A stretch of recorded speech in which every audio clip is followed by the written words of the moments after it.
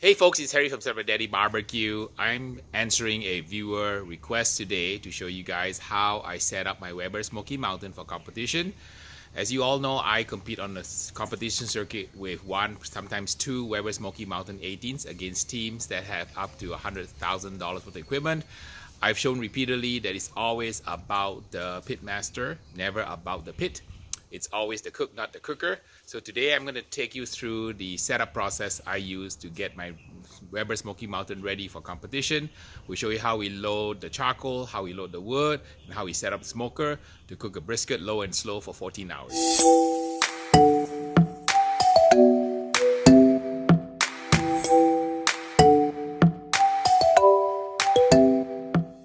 Weber Smokey Mountain smoker comes in different sizes. I have pretty much all the sizes here. This is the 18-inch version, and here's the tiny 14-inch version, which I've also used to compete. And over here is the bigger one, which is the 22. I have quite a few of these smokers, and they are really inexpensive to purchase. They last forever, and they really work. I've won in excess of 100 plus first places on the 18. Probably in excess of 100 plus first places, including first place USA Chicken, first place KCBS Rancher Reserve Brisket, as well as first place KCBS Rancher Reserve Sirloin.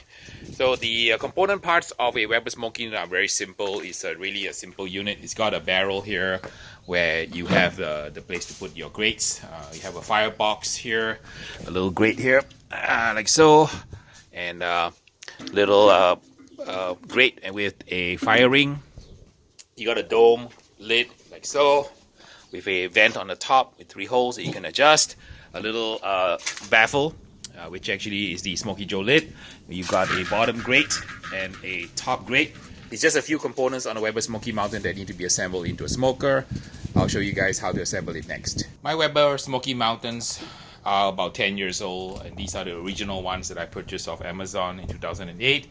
They've hung with me for so many years, and this is the original thing 1 and the original thing 2. I've been using the same pits without any problems for so many years. The only other mod I've done to them is that I've removed the old legs and purchased the new legs, which are a little bit sturdier than the old version. I'll show you the old version here. The old version is kind of has a skinny leg, and these are the ones I obtained from my friend Dave Malone, who's also a top pitmaster. He retired, so I was able to get some of his equipment on used sale on Craigslist, and this is the older version with the skinny legs. I have the same version from 2008, but I had my retrofitted with the thicker, wider legs. I highly recommend this mod if you have an old Weber Smokey Mountain to replace the legs with the new version. You can order these parts from Weber online. I also wanted to dispel a rumor that I heard on the internet that says that Harry uses these Weber Smokey Mountains. They don't last very long and he has to replace them every year. That is totally false. I've used these pits since 2008, 10 years ago. They have been all over America, cooked literally hundreds and hundreds of contests against teams with a lot more equipment. These Weber Smokey Mountains are bulletproof. The enamel porcelain coating is rock solid. These pits have taken a beating, keep on ticking. And I plan to continue to use these original Weber Smokey Mountains that have really good mojo on them indefinitely, and until they fall apart, or until I fall apart. The first thing I do when I set up my pit is to load my wood. I have this wood specially cut for me by Patty from the woodshed in Orange County, and these are barkless chunks of wood about a 10-inch size. So I have 8 pieces that I usually put into the pit at the bottom, and I lay them out on the base. This setup will allow me to burn for about up to 16 hours to provide the perfect amount of smoke for my barbecue. And this is kind of my standard layout. I use 4 chunks of hickory and 4 chunks of apple set up in this manner. You notice how the wood is at the bottom. That's very important. A lot of beginners, pitmasters are misinformed. They throw the chunks of wood on top. That will never work. The magic of smoking is done by putting the wood underneath. The wood will smolder. So you actually put the wood at the bottom, you put the coals on top, and you light it in a certain way. I'll show you how to light it so that the wood will smolder over the next several hours to give your meat a beautiful smoke ring and smoke flavor. When it comes to choice of charcoal to use on a Weber Smokey Mountain in the contest. This is probably a 3-hour argument. The charcoal I like to use is this one here by Jealous Devil. They are from Paraguay, and it's a axe wood, which is a very hard wood found in South America. This particular charcoal I like because it's lump and it burns really hot with high heat and very low ash. These are available on Amazon. I think you can buy a couple of bags and with free shipping. So this is a great charcoal to use. And what I like about it is that there's hardly any chunks. So all the pieces you get are pieces of wood like this here, hardwood. And there's no like scrap lumber in there. There's no fillers. So it's just pure axe wood, hardwood charcoal. And this wood produces a fantastic burn. It's really clean. It allows me to maximize my use of my wood chunks and provide the smoke. And then the hardwood charcoal provides the heat. And it really burns hot with low ash. And this is the charcoal I like when I cook competition. It's not easy to find, but I think that they started selling this on Amazon now, so you can purchase it. I'll leave the link in the show more in the comments on this video. You can order some if you like and try it out, see if you like it. I swear by it, it's really great. I use it whenever I can to compete. It's kind of heavy, it's 35 pounds, so it's a big bag to lug around, but definitely worth it. After you fill it up, you just rearrange it and create a crater in the middle so that you can load hot coals and start the fire from the middle. Let the fire burn outwards slowly so you can smolder the wood. And if this is set up right, this will last a long time. On the charcoal summit, I think it ran for like 26 hours or so. So this is crazy long burning charcoal. And you notice I have a crater here in the middle. That's the kind of shape you want it to be with the wood beneath. We're going to load hot coals onto it now. I'm using a Weber charcoal paraffin cubes to start it. I'll pop a couple of these down here. So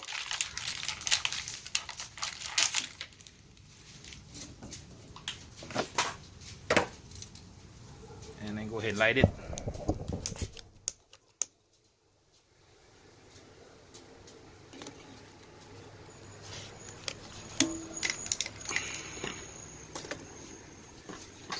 And I like to light another piece on top so that I can get the lit coals and dump in the middle into the crater so it burns outwards a little bit faster. This is kind of a modified Minion Method. It's a technique that's found on the internet. It's after the gentleman's name is Jim Minion. He used to use a coffee can and put lit coals in the coffee can and then pull the coffee can out, and that's how he lit his pit. But this technique also does work.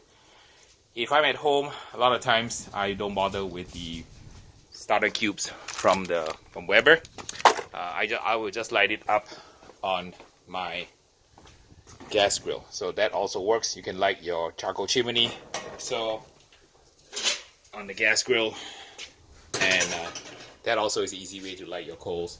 But using the cubes also works. You can also use the sterno to light it at the bottom of the chimney. When I'm at the contest, that's what I do sometimes also. So 3 ways to light your charcoal. You can light it using the Weber or any kind of paraffin cubes. You can use the sterno, or you can use your gas grill to light it at home. Either way works. My charcoal chimney is starting up now. I have hooked up my blower system. This is blower system from Rock's BBQ system, based out of San Jose. I've been using John Jackson's Rock's BBQ system for over 10 years.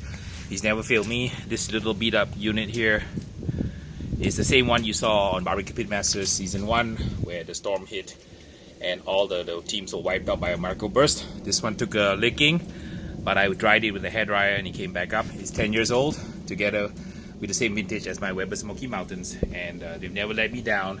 This is the unit that I still go to every day. I take it with me on contests because it has really good mojo. Well, the fire is starting up. We're ready to assemble the Weber Smokey Mountain.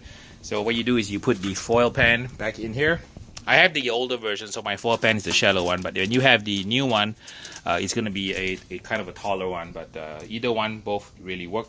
You notice that I wrap mine in foil. There's a reason for that. So once you wrap in foil, it's easy to clean because I do not put water in a water pan, even though it's called a water smoker. I prefer to squirt water on my meat using a hog sprayer, which I'll show you in a little bit. So the water pan goes in, followed by the grate, the bottom grate.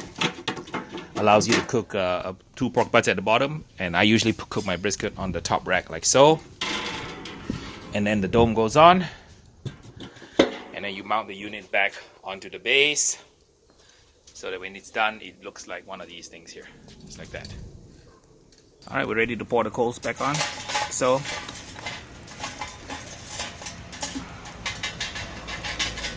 And this burn will last quite a long time.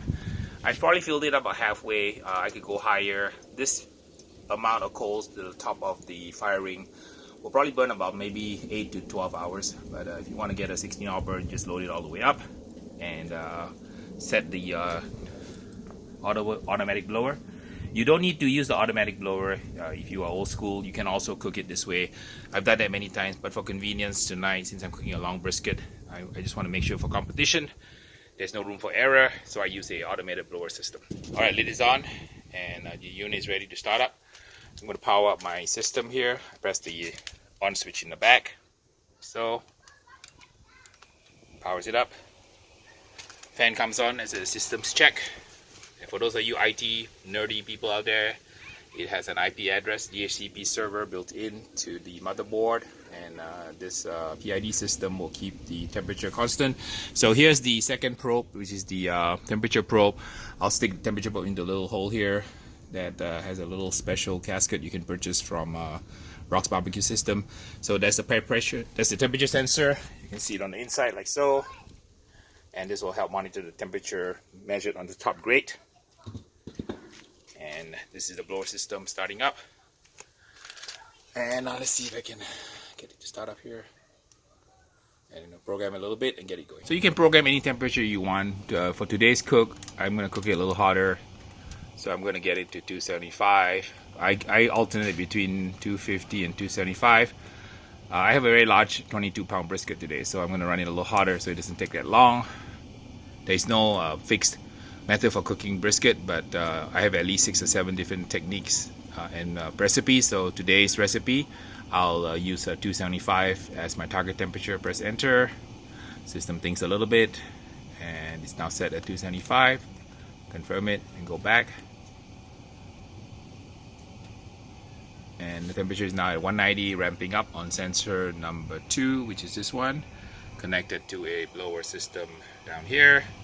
The system is now set and ready to go. We'll get the meat ready and put it on.